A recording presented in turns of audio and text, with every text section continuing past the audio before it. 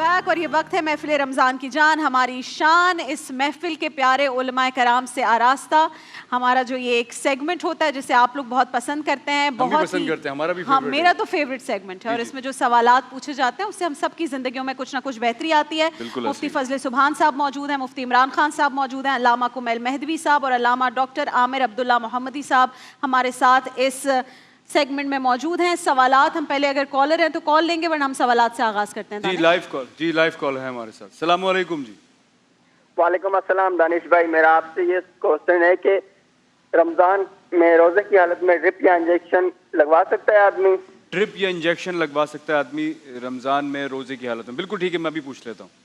इमरान खान साहब। जी इमरान भाई। Drip injection और इसमें सब ऐड कर दें, इंसुलिन, ड्रिप इंजेक्शन। बिस्मिल्लाहिर्रहमानिर्रहीम। देखिए, थोड़ा सा हमारे यहाँ मुख्तलफ फ़ी मसला हो चुका है, क्योंकि ज़ाहिर है जदीद तहक़ीक़ात आ रही हैं, नए नए इशूज़ आ रहे हैं। पहले इत्तेफाक़ी तौर के ऊपर ये ममनू था, सबके नज़दीक इससे रोज़ा टूट जाता था, लेकिन अब बाज़ उलमाए किराम इस तरफ गए हैं कि अगर कोई इंजेक्शन लगाता है तो उससे रोज़ा नहीं टूटता, तो इंजेक्शन के साथ इंसुलिन वगैरह शामिल है, ठीक है ना। लेकिन अगर मैं अपनी ज़ाती राय का इजहार करूँ, जो मेरी पर्सनल स्टडी है वो ये है कि अब भी मेरे नज़दीक ये रोज़े को तोड़ देने वाला है, और उसकी वजह यह है कि इसका एक उसूल है।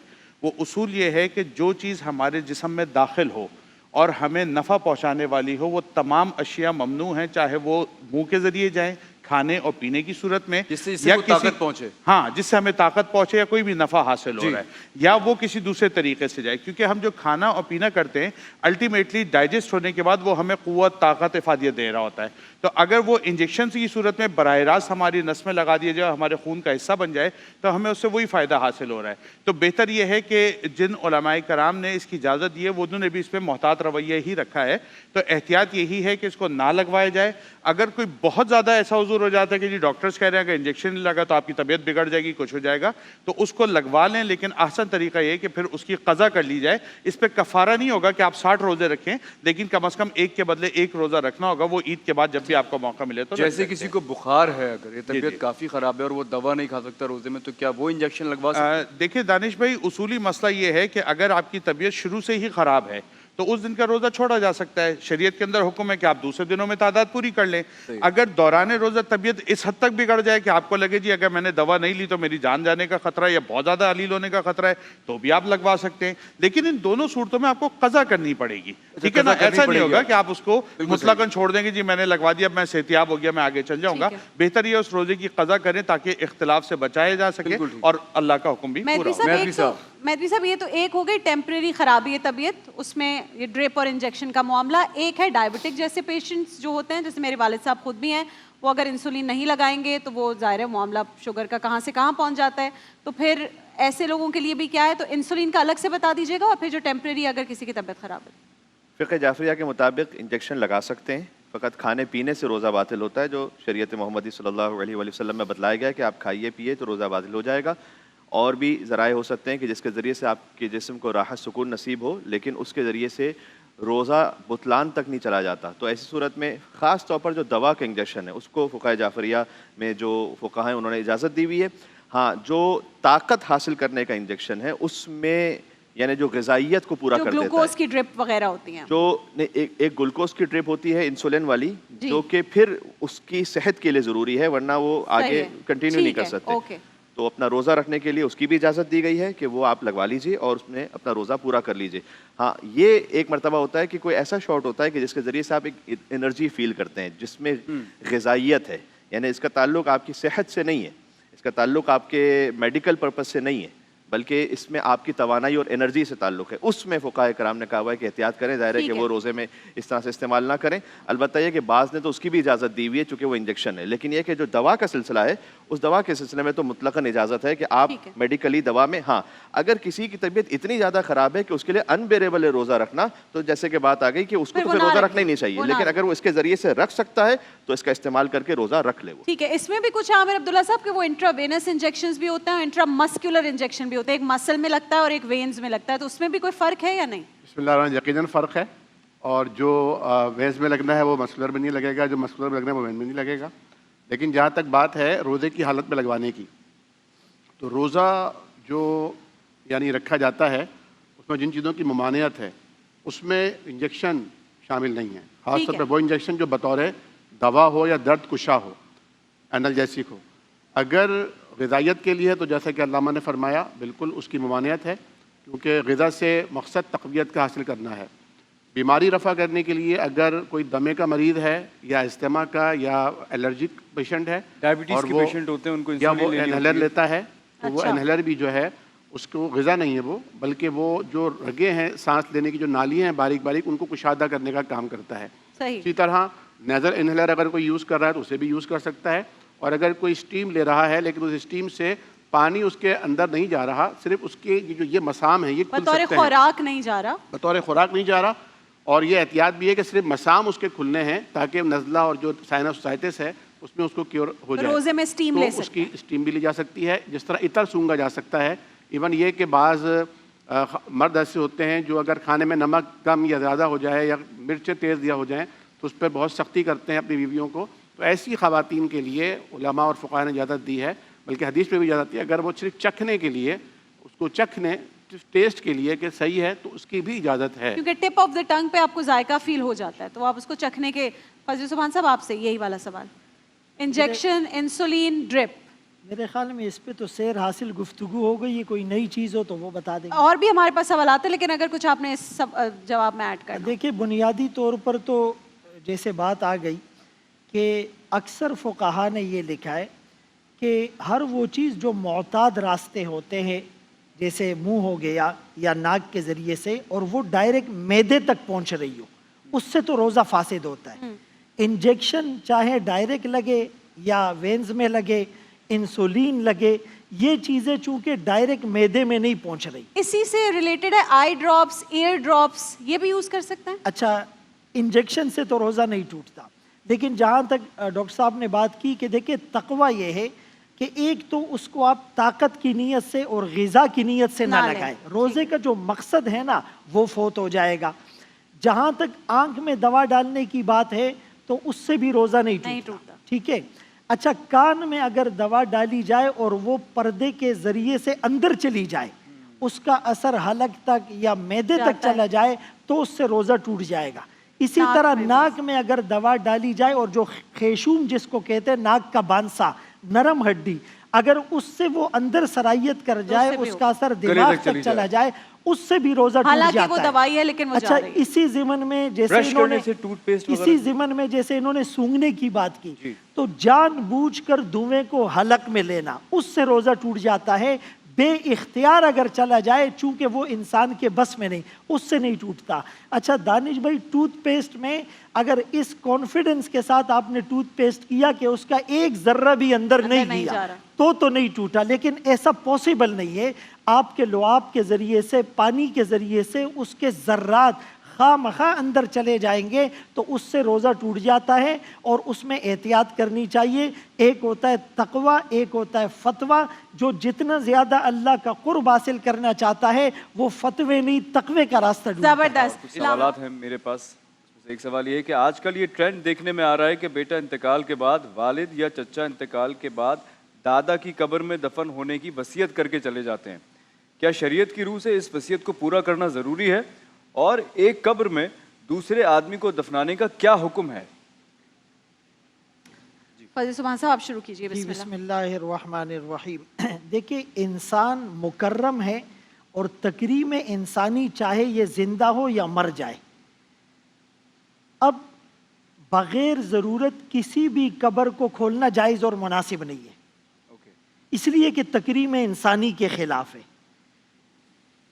اگر ضرورت کے مطابق جیسے قبرستان میں جگہ نہیں ہے, کسی قبر کو کھولا جائے تو اگر اس میں پرانی میت کی ہڈیاں اور ڈھانچے اور اعضاء نظر آ جائے تو پھر تو اس کو بند کر دیا جائے, یا ان ہڈیوں کو کسی دوسری جگہ پر دفن کر دیا جائے, یا ان ہڈیوں کو ایک طرف دیوار بنا کر اس قبر میں بامر مجبوری دوسری میت کو رکھا جا سکتا ہے. ایک تو یہ مسئلہ ہے. لیکن اگر مجبوری نہ ہو تو ایسا نہ کیا جائے. اسی طرح مجبوری میں کئی لوگوں کو ایک قبر میں ان کی تدفین کرنا بھی اس کرائیٹیریا کے ساتھ جائز ہے. لیکن یہ جو لوگ وصیت کرتے ہیں نا کہ مجھے والد کی قبر میں اور مجھے جو ہے نا والدہ کی قبر میں, یہ ایک ٹرینڈ چل پڑا ہے.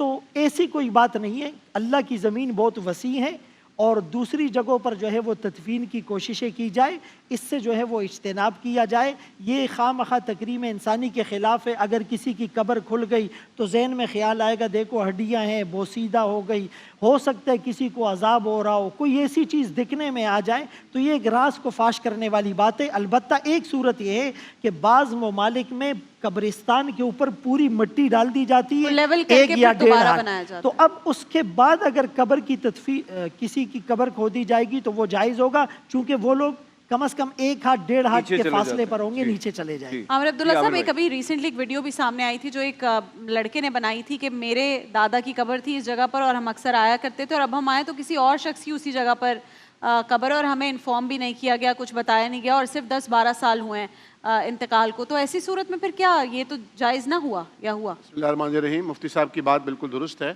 اور قرآن کریم نے فرمایا ثم اماتہ فاقبرہ، قبر انسان کا حق ہے، اور اللہ تعالیٰ نے فرمایا کہ پھر اس کو اللہ ہی فوت کرتا ہے اور پھر اس کو قبر عطا فرماتا ہے، اور انسان کی جو جان ہے اور اس کا جو جسم ہے اور اس کا وقار ہے، اس کا نام ہے، اس کی عزت و تکریم اس کے فوت ہونے کے بعد بھی برقرار رہتی ہے، بلکہ پہلے سے زیادہ بڑھ جاتی ہے۔ اب کنڈیشن یہی ہوتی ہے کہ اگر تو کنڈیشن یہ ہے جس طرح کراچی کے آپ جو حالات ہیں کہ بہت سارے قبرستانوں میں جگہ موجود نہیں ہے، اور لوگ چاہتے ہیں کہ ہمارے گھر کے یا محلے کے قریب ہے یا ہمارے کچھ اعزا اقربا یہاں موجود ہیں، تو ہم جب جائیں گے تو سب ساتھ میں ہی ان کی جو ہے نا وہ زیارت ہو جائے گی قبور کی، اور دعائے مغفرت وغیرہ ہو جائے گی۔ تو وہ چاہتے ہیں کہ اگر کسی کی 25 سال 35 سال 45 سال پرانی قبر ہے تو وہاں پہ اس کی تدفین ہو جائے۔ تو اس میں تو کوئی اشتباہ نہیں ہے کہ اگر اس بات کا کوئی شبہ باقی نہیں رہا ہے، امکان باقی نہیں رہا ہے کہ اب وہ جو جسم ہے وہ کسی کیفیت میں ہوگا، کیونکہ اتنے عرصے میں چاہے وہ پتھریلی زمین ہو چاہے وہ ریتیلی زمین ہو، وہ کیمیکلی جو قدرتی سسٹم ہے وہ مٹی میں مل جاتا ہے سوائے عجب الزم کے، تو کوئی حرج نہیں ہے۔ لیکن باقاعدہ طور پر یہ جو ایک ٹرینڈ چلا ہے یہ مناسب نہیں ہے، اور ایسی وصیت کے اوپر پابندی بھی پھر ضرورت نہیں ہے، اور ہونا یہ چاہیے کہ قبروں کا خصوصی، میں آپ کی وساطت سے جو ہماری کراچی ایڈمنسٹریشن ہے، یعنی جسے بلدیہ عظمیٰ کہتے ہیں، ان کے جو ہمارے میئر کراچی ہیں ان سے بھی درخواست کروں گا کہ دیکھیے قبرستان میں کوئی سسٹم ایسا بنائیے کہ وہاں پر یعنی سوری عامر صاحب، جہاں لوگ زندہ گھوم رہے ہیں وہ قبرستان بنی ہوئی ہیں جگہ، یعنی وہاں پہ کھڈے کھدے ہوئے ہیں، یعنی بالکل صحیح فرما رہی ہے، بہت بڑا علمیہ ہے، لیکن قبرستان میں قبروں پر کتے جو ہیں وہ پھر رہے ہیں، کوئی ایسے دور دروازے لگا دیجئے، راستوں پر کوئی ایسی آپ گرل لگا سکتے ہیں، کم از کم بے حرمتی نہ ہو اس طرح قبروں کی، یہ تو بہت ضروری اور امپورٹنٹ ترین چیز ہے۔ پھر قبروں کی تجارت بھی ہو رہی ہے، قبروں کی جگہوں کو بیچا جا رہا ہے، اور جس طرح آپ نے کہا قبر کسی کے دادا کی ہے اور اس میں کسی اور کا پوتا آ کر جو ہے وہ دفن ہو گیا ہے، ایک واٹس ایپ کال ہے، ہم وہ سنا دیتے ہیں، پھر آپ لوگ کا پوائنٹ آف ویو بھی اس پہ لیں گے۔ واٹس ایپ کال سنائیے جی۔ السلام علیکم، میرا نام سید علی ہے، اور میرا سوال یہ ہے کہ قرآن میں جو سورہ بقرہ میں پروردگار ارشاد فرماتا ہے کہ کھاؤ پیو اور یہاں تک کہ صبح کی سفید ہاری رات کی سیاہ دھاری سے الگ نظر آنے لگے، وچ از ناٹ دا کیس۔ ہمارے میں ہمیں لگتا ہے کہ بالکل ایسا ہم نہیں کرتے۔ جب ہم روزہ بالکل فنش کرتے ہیں، مطلب سحری ختم کرتے ہیں، تو اس وقت بالکل اندھیرا ہوتا ہے، ایون فجر کے وقت بھی اندھیرا بالکل ہوتا ہے، اس میں کوئی سفید دھاری کا کوئی تصور نہیں ہوتا۔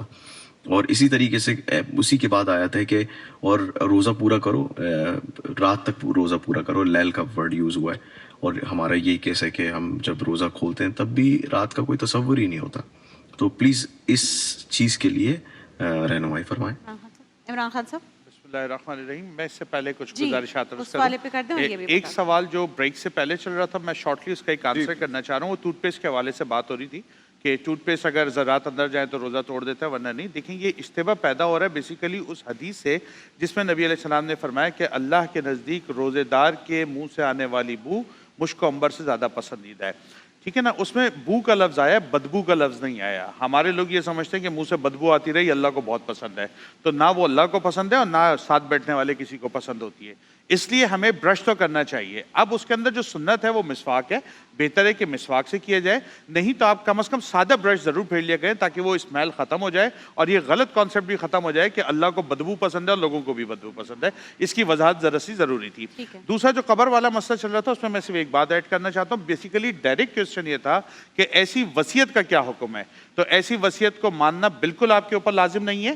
اس کی وجہ یہ ہے کہ مرنے والے نے اگر ایک غلط وصیت کی ہے, فار ایگزامپل وہ کہتا ہے جی مجھے پڑوسی کے گھر کے اوپر دفن کر دیں, وہ کہتا ہے جی مجھے روڈ پہ دفن کر دیں, تو بھائی اس نے بیوقوفی کی ہے مرنے سے پہلے, اس کی اس بیوقوفی کو آپ کہاں سے اٹھاتے پھریں گے؟ تو اگر اس نے ایک غلط وصیت کر دی ہے, اب دادا کی قبر کے اندر بیچاری وہ قبر بھی صحیح ہے, دادا کی ہڈیاں بھی موجود ہیں, آپ زبردستی اس کے چکر میں دادا کی قبر بھی کھدوائیں گے اور اس کے اندر اپنا مردہ بھی دفنائیں گے, تو یہ بالکل نہیں کرنا چاہیے. زندگی میں بھی سکون نہیں اور مرنے کے بعد بھی سکون نہیں دے رہے, تو ایسی وصیتوں پہ نہیں جانا چاہیے. جہاں تک ان بھائی کا ابھی سوال ہے جو واٹس ایپ پر آیا ہے, میں مختصر نشست میں صرف اتنا عرض کروں گا کہ یہ رولز ہمارے ہاں طے ہو چکے ہیں. اہل تشیعوں کے جو اصول ہیں وہ بھی طے ہیں, اور جو اہل سنت کے رولز ہیں وہ بھی طے ہیں. اس مختصر نشست میں ہم اس پہ دلائل نہیں دے سکتے. بہتر طریقہ یہ ہے کہ آپ کا جو بھی مکتبہ فکر ہے, اگر آپ فقہ حنفی سے بلانگ کرتے ہیں تو آپ اس کے مطابق روزے کا افطار کریں. جو ٹائمنگ دی ہوئی ہے اس کے پیچھے جتنے دلائل ہیں وہ ہمارے علماء نے دیے ہوئے ہیں, اور اگر آپ فقہ جعفریہ سے تعلق رکھتے ہیں تو اس کے مطابق اپنا روزہ افطار کریں, اس کے دلائل وہاں موجود ہیں,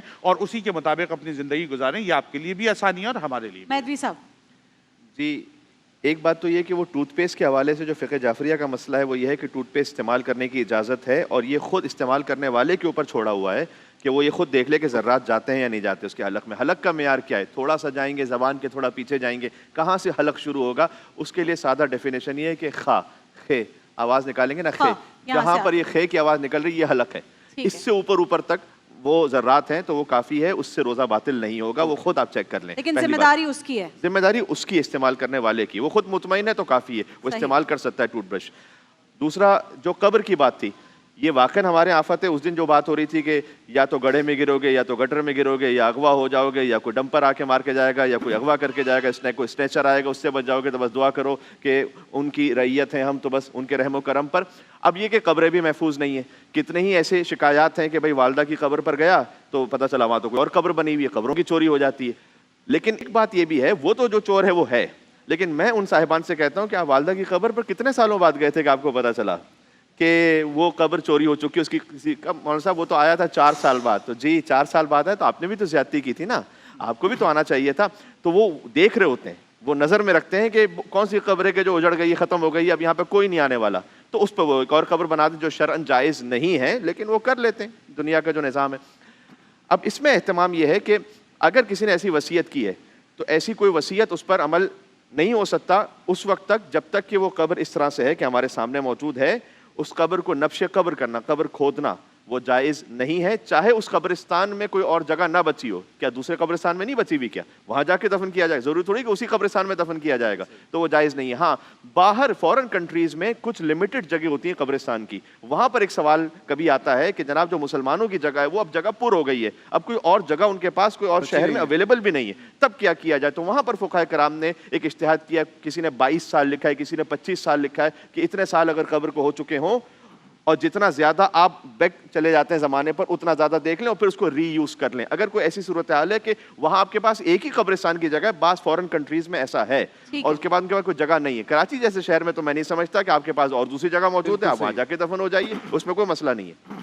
بالکل ٹھیک ہے. اچھا, جو بھائی نے سوال کیا تھا اس پر اگر فضل عثمان صاحب, روزے کی ٹائمنگز کے حوالے سے, روزے کی ٹائمنگز کے حوالے سے انہوں نے کہا کہ جب جو بتایا ہوا ہے لیل کا لفظ یوز ہوا ہے, تو جب ہم روزہ کھول رہے ہوتے ہیں اس وقت تو تصور نہیں ہوتا, رات کا شام ہوتی ہے. دیکھیے جی, حدیث پاک میں واضح طور پہ آیا ہے کہ جب رات آ جائے اقبل اللیل اور دن چلا جائے ادبر النہار وغابت الشمس, اور سورج غروب ہو جائے تو روزے میں افطار کر لیا جائے, اس میں تاخیر نہ کی جائے. اب یہاں پر بات یہ کہ رسول اللہ صلی اللہ علیہ وسلم کی ایک حدیث ہے کہ میری امت اس وقت تک خیر پر رہے گی جب تک افطار میں جلدی کرے گی. اسی طرح حدیث میں ہے کہ رسول اللہ صلی اللہ علیہ وسلم کے سامنے 2 اشخاص کا ذکر ہوا کہ ایک روزہ افطار کرنے میں جلدی کرتے ہیں, ایک تھوڑی تاخیر کرتے ہیں. تو آپ صلی اللہ علیہ وسلم نے فرمایا کہ جو جلدی کرتے ہیں یعنی وقت کے مطابق وہ اچھا کرتے ہیں, اور وہ جلدی کرنے والے عبداللہ ابن مسعود رضی اللہ عنہ ہوتے, اور تھوڑی تاخیر کرنے والے ابو موسیٰ اشعری رضی اللہ عنہ ہوتے. یہاں ایک نقطہ ضرور سمجھیے گا کہ کچھ لوگ یہ سمجھتے ہیں کہ اذان ہوگی تو افطار کریں گے. اب مثال کے طور پر کہیں پر اذان نہیں ہوئی یا اذان کسی نے 10 منٹ لیٹ دی, تو اگر وقت داخل ہو گیا ہے، آج کل کیلنڈر جنتریوں کی صورت میں ساری چیزیں موجود ہیں، تو اگر وقت داخل ہو گیا ہے اور اذان نہیں ہوئی تب بھی وہ روزہ افطار کر سکتا ہے، نمبر 1۔ نمبر 2، کسی نے جلدی اذان دے دی، وقت داخل نہیں ہوا ہے، تو وہ اذان کھولنے پر، اذان پر بھی جو روزہ کھولے گا اس کا روزہ نہیں ہوگا۔ تو ان چیزوں میں تھوڑی سی احتیاط کی جائے، اور یہ جو جتنے کیلنڈر بنے ہیں تو یہ بڑے محتاط اندازے کے اچھا، یہ میں آپ مطابق کو ایک بنے چیز ہوتے ہیں۔ دکھا رہی ہوں اجازت سے آپ کے پاس آ کے، یہ یو اے ای کا کیلنڈر ہے جو روزہ، اس میں امساک لکھا ہے، یہ ٹائم ہے کہ جس میں آپ نے بند کر دینا ہی سحری، اور فجر کا ٹائم الگ لکھا ہوا ہے۔ ہمارے ہاں تو ہم بالکل اذان کے ساتھ ہی بند کرتے ہیں روزہ، یہ آفیشیل ہے ان کا، میں آپ کو بھی دکھا دیتی ہوں۔ یہ کن کی طرف سے ہے؟ یہ یو اے ای کا ہے۔ اچھا، تو میرا سوال یہ ہے کہ یہ وہاں پر جی مجھے معلوم ہے، یہ کراچی کی بھی کیلنڈرز میں، ہمارے فقہ جعفریہ کے کیلنڈرز میں ایسا یہ 10 ہوتا ہے، منٹ کا فرق ہے احتیاط کے مطابق۔ یہ امساک کا مطلب ہوتی ہے احتیاط، یہاں پر اس سے مراد احتیاط ہے، یعنی یہ کہ اگر آپ نے 10 منٹ پہلے روزہ بند کر دیا ہے تو آپ کے منہ میں کوئی ایسی چیز نہ رہ گئی ہو کہ جو بعد میں حلق میں چلی جائے، تو آپ اچھی طریقے سے کلی کر لیں۔ وہ جو ٹوتھ پیسٹ کا مسئلہ آیا تھا، برش کر لیجیے، آپ کے پاس تھوڑا وقت رہے، اگر میڈیسن بھول گئے تو میڈیسن یوز کر لیجیے۔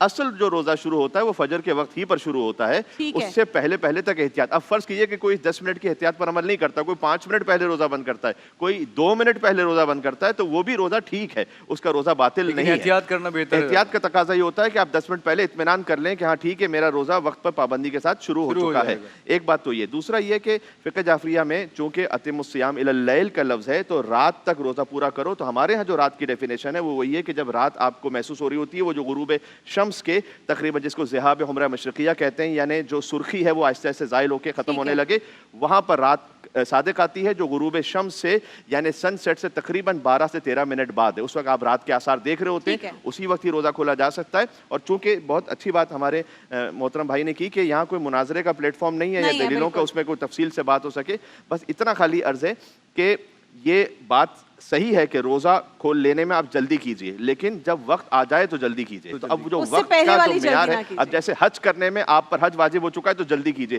جلدی کیجئے کا مطلب ہے کہ ذی الحج میں اس کو کیجئے، رمضان میں حج نہ کر لیجئے کیونکہ وقت ہی نہیں آیا ہوا۔ عامر عبداللہ صاحب، بسم اللہ الرحمن الرحیم۔ آپ کھڑی ہو گئی، اس کے ٹائم ختم ہو گیا ہے، تھوڑا سا ٹائم، لیکن آپ کو کل زیادہ، آپ کی بہن کا وعدہ ہے، زیادہ ٹائم کل دوں گی آپ کو۔ یہی تو شروع کر دیں گے، کل ہی شروع کر دیں گے۔ نہیں، آپ شروع کیجئے، 1.5 منٹ ہے، 2 منٹ ہے بلکہ۔ بسم اللہ الرحمن الرحیم۔ بہت اچھی خوبصورت گفتگو ہوئی ہے، اور بہت ہی اخلاق کے ساتھ اور بہت ہی علمی انداز میں ماشاءاللہ یہاں بات ہوتی ہے، اور اس پہ کریڈٹ دیتا ہوں میں گرین ٹی وی کو بھی اور علماء کرام کو بھی۔ بات یہ ہے کہ قرآن کریم نے ایک بات کہی، اس کی عملی تعبیر و تشریح جناب نبی کریم صلی اللہ علیہ وسلم نے فرمائی۔ تو قرآن کریم کو ہم آج کے دور میں بیٹھ کر محض عربک ورڈ سے نہیں سمجھ سکتے، بلکہ اس کے لیے ہمیں حضور کریم کی تشریح اور آپ کی جو وضاحت ہے، تبیین ہے، اس کی ضرورت پڑتی ہے۔ دوسری بات یہ ہے کہ تعامل صحابہ کرام ہمیں دیکھنا پڑے گا، اور نبی کریم صلی اللہ علیہ وسلم نے صبح کسے مانا اور آپ نے رات کسے تسلیم کیا، یہ بھی جاننا پڑے گا۔ بات یہ ہے کہ یہاں قرآن کریم نے جو فرمایا نا کہ آپ نے جس طرح سائل نے سوال کیا تھا کہ اندھیرا ہوتا ہے اور ہم صبح سمجھ کر روزہ رکھ رہے ہوتے ہیں، تو بات یہ ہے کہ وہ صبح کا اول وقت ہوتا ہے جب صبح صادق اسے کہا جاتا ہے۔ ایک صبح کاذب ہے اور ایک صبح صادق، نمبر 1۔ نمبر 2 یہ، جب افطار کا وقت ہے تو اگرچہ ہمیں لگ رہا ہے کہ اس وقت دن ہے، شام کا ایک آخری پہر ہے اور رات شروع نہیں ہوئی، لیکن وہ آغاز ہوا ہے رات کے شروع ہونے کا۔ اسی لیے قرآن نے الی اللیل کہا، غسق اللیل نہیں کہا۔ رات کا اندھیرا تو قرآن کو مطلوب ہی نہیں ہے۔ اور علامہ صاحب نے فرمایا کہ ہم 10 سے 13 منٹ کا جو فرق رکھتے ہیں، تو لیکن میں یہ سمجھتا ہوں کہ اس وقت بھی اندھیرا نہیں ہوا ہوتا مکمل، اس کو رات کہتے ہیں۔ وہ رات تو پھر اب کراچی میں تو آتی ہی نہیں ہے۔ اور دوسری بات یہ ہے کہ اگر غروب آفتاب کی بات لیتے ہیں تو سورج تو غروب ہوتا ہی نہیں ہے، تو یہ تو علامات بتائی گئی ہیں کہ جب دن یہاں سے آئے اور رات یہاں چلی جائے تو یہ آپ کا وقت ہو گیا ہے، اب آپ نے روزہ مکمل کر لیا، اب آپ افطار کر لیجئے۔ بالکل ٹھیک ہے، اور یہ بہت ریسرچ کے بعد اس پر، اور ہماری جتنے وقت بچا نہیں ہے کہ اس میں کوئی تفصیل میں جایا جائے، بہرحال جو جس کو فالو کرتا ہے اس کو فالو کر لیں۔ بالکل، جہاں جس کو فالو کرتے ہیں اس مکتبہ فکر کے تحت آپ اس کو فالو کریں، روزہ اچھے سے گزاریں۔ باقی بہت ریسرچ کے بعد یہ کیلنڈرز بنے ہیں، تو آپ پریشان نہ ہو۔ دیکھیے محفل رمضان لائیو ٹرانسمیشن روزانہ دوپہر 2 بجے سے صرف گرین انٹرٹینمنٹ پر۔